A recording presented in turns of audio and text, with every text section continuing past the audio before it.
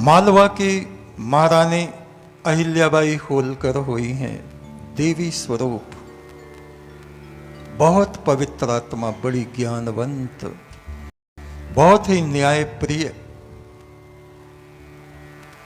उस समय में हमारे देश में अधिकांश क्षेत्रों में महिलाओं को शिक्षा नहीं दी जाती थी।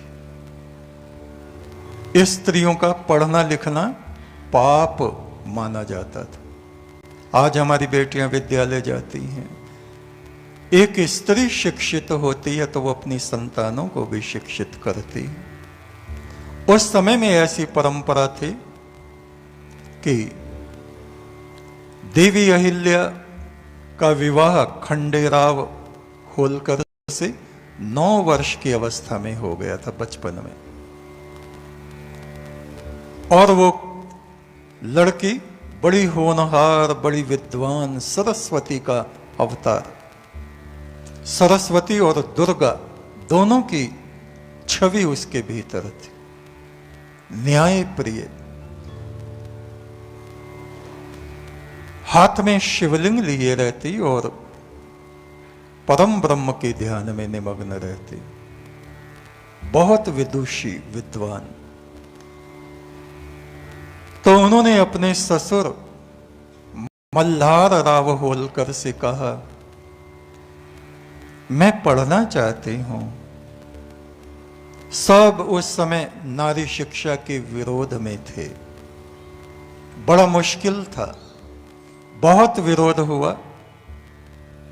और मल्हार राव जानते थे ये कन्या बहुत होनहार है, ये ही आगे राजकाज को संभालेगी, क्योंकि उनका पुत्र खंडेराव तो एकदम से बिगड़ा हुआ उजड्ड किस्म का राजकुमार था।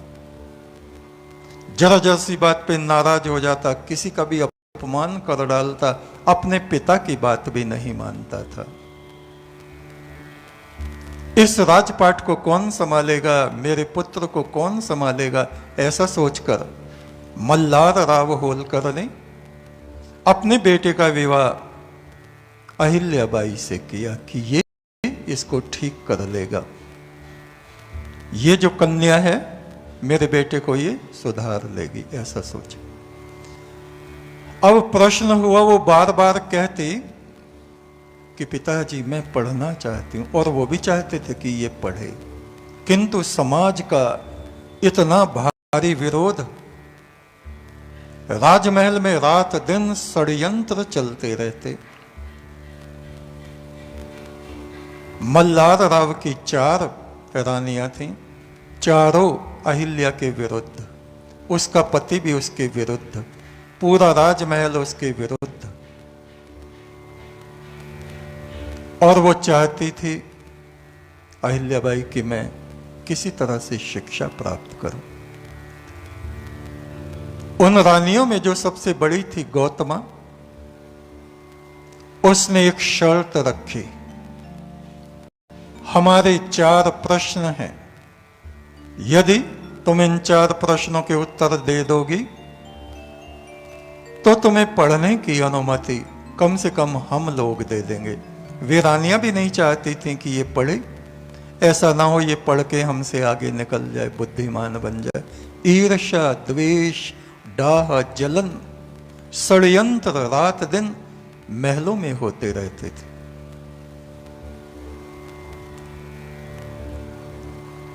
रानी गौतमा ने पहला प्रश्न किया, 1 सिक्का लो, 1 रुपया, ऐसी वस्तु इससे मंगाओ अहिल्या जो ये पूरा कक्ष, इतना बड़ा, जितना बड़ा ये कक्ष हमारा है, भर जाए, जरा सा भी खाली ना रहे, छत तक भर जाए, पूरा एक साथ। 1 रुपए में ऐसी वस्तु लाओ। समय है 1 दिन का। सोचती रही, 9 साल की लड़की, घास मंगवाऊं, घास से भर दूं, थोड़ा सा 1 रुपए में थोड़ी सी घास आएगी। फिर सोचा रोई मंगाऊं, रोई से भी कहां तक भरेगा मकान, नहीं भरेगा। सोचते सोचते अंधकार हो गया। एक सेविका दीपक लेके आई, दीपक जला के लाई, अरे छोटी रानी, छोटी सुनबाई, तुम अंधेरे में बैठी हो, लो। और एकदम से उसके बुद्धि में ज्ञान का प्रकाश हो गया। अरे जरा से दीपक ने पूरे कक्ष में प्रकाश भर दिया। अगले दिन वो दीपक ले गई। सासू मां, ये देखिए, 1 रुपए का ये दीपक और ये पूरे कक्ष को प्रकाश से भर देगा। वो निरुत्तर हो गई। बिल्कुल ठीक उत्तर था। उन्होंने कहा, अब दूसरा प्रश्न सुनो, और समय की अवधि है कम, 1 घड़ी 24 मिनट में ये प्रश्न का उत्तर तुम्हें देना है। क्या है? ऐसा फल लेके आओ जो ना तो बाजार में मिलता है, ना किसी पेड़ पे लगता है, ना पृथ्वी के अंदर होता है, ना आकाश में होता है। ऐसा फल लेके आओ, और इतनी बड़ी कटोरी पानी में डाल दे, नीचे सुराख था, जब तक ये कटोरी डूब ना जाए बस इतना समय तुम्हारे पास। और छोटी सी लड़की परेशान, ऐसा फल कहां है, ऐसा फल कहां है, सोचती हुई जा ही रही थी। एक बूढ़ी सेविका थी, पानी पड़ा था और पानी पे उसका पैर फिसला और वो गिर गई। अहिल्याबाई तुरंत उसके पास गई। अरे काकी, तुम्हारे तो पैर में चोट लग गई, खून निकल रहा है, रुको मैं भी आती हूं। एक कपड़ा लाई और कपड़ा उसने पैर से बांध दिया। बूढ़ी काकी ने कहा, छोटी सुनवाई, छोटी बहू, जीते रहो, मेरा आशीष तुम पर है, परमात्मा तुम्हें जीवन में सुख ही सुख दिखाए, कोई दुख तुम पे ना आए। तुरंत उसने सोचा, ओहो सत्कर्म, कर्म ही वो फल है। उसने अपनी सासू मां को बुलाया। सासू मां देखिए, ये मुझको आशीष दे रही हैं। आशीष हमें मिलता है सत्कर्म से, पुण्य कर्म करने से, दूसरों की सेवा करने से। और अभिशाप हमें मिलता है दूसरों को दुख देने से, कष्ट पहुंचाने से। तो हे सासू मां, यही वो फल है, पुण्य का फल और पाप का फल, जो किसी वृक्ष पर नहीं लगता, कहीं बाजार में नहीं मिलता, लेकिन हमें कमाना पड़ता है। तो इन काकी ने मुझको आशीष दे दिया है, ये कर्म का फल है। बिल्कुल ठीक। तीसरा प्रश्न, हम स्त्रियों के आसपास वो वस्तु होती है और उसका नाम है कृष्ण कमल। कृष्ण कमल, ये क्या होता है? राजा भी चौंक गए। सब घरों में लगभग पाया जाता है, कहीं नहीं हो सकता, अधिकतर होता है घरों में, और स्त्रियों के हाथ में वो रहता है। और वो सोचने लगी, बेचारी 9 वर्ष की लड़की, मैंने तो किसी औरत के हाथ में कमल का फूल देखा नहीं। लक्ष्मी जी के हाथ में है, और ये कह रहे हैं कृष्ण कमल, विष्णु कमल, 2 नाम है उसके, कृष्ण कमल और विष्णु कमल। ऐसा क्या है? और अब के समय और घटा दिया गया। एक दीपक जलाया गया, जरा सा घी उसमें है, और चारों तरफ दीपक जला के रख दिए, जिससे एकदम से पिघल जाए घी।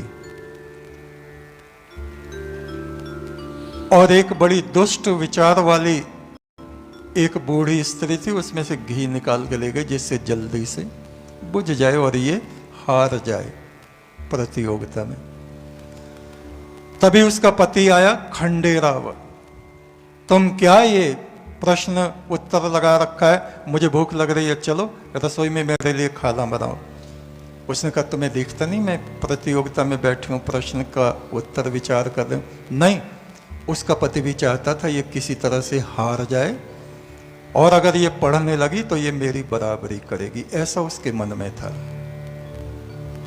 बेचारी रोने लगी, क्या करे, और रसोई में गई और प्याज काटने लगी, सब्जी काटने लगी, प्याज काटने लगी। प्याज देखा उसने, अरे ऐसे काटो तो गोल गोल, ऐसे काटो तो ऐसा। प्याज उसने उठाई, अरे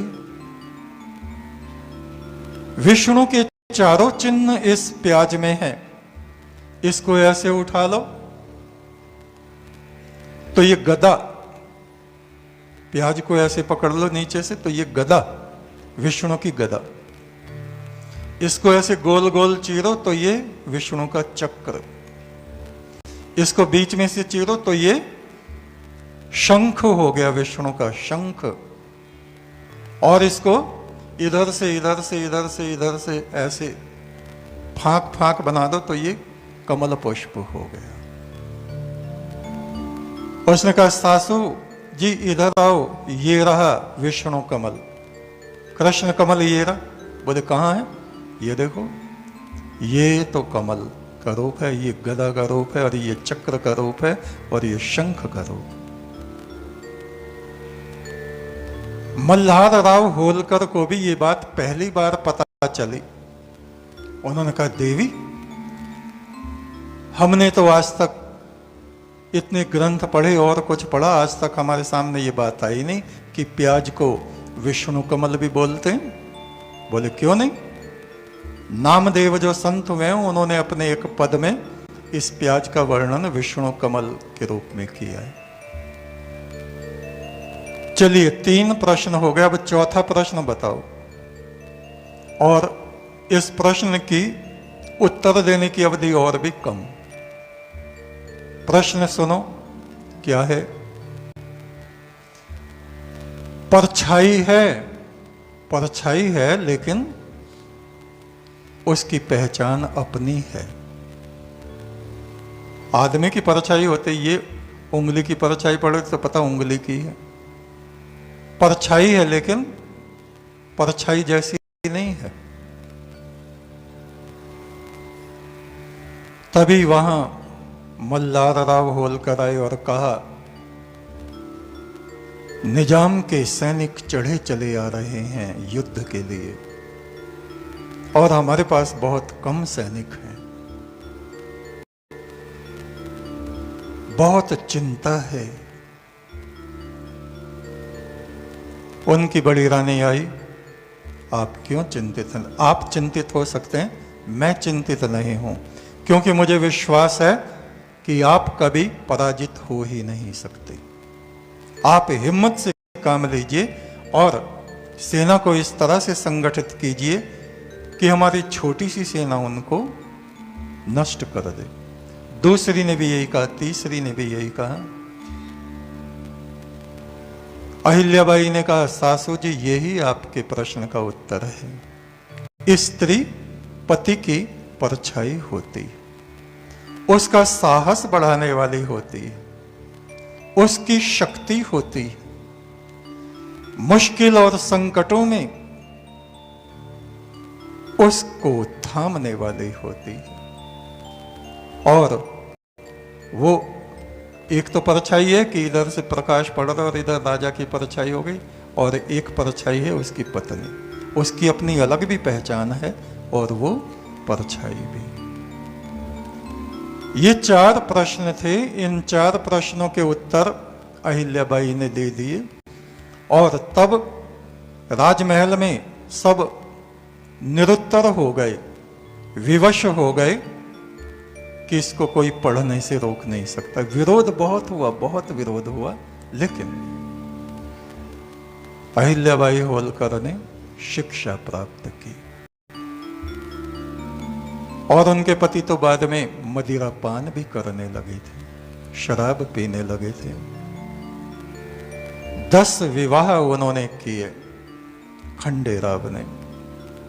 कुल मिला के 10 पत्नियां थीं अहिल्याबाई सहित। ऐसा उनका जीवन रहा खंडेराव का। तो ऐसा आदमी कहां राजपाट कर सकता है? भोग विलास क्रोध काम, सारा राजपाट अहिल्याबाई ने संभाला।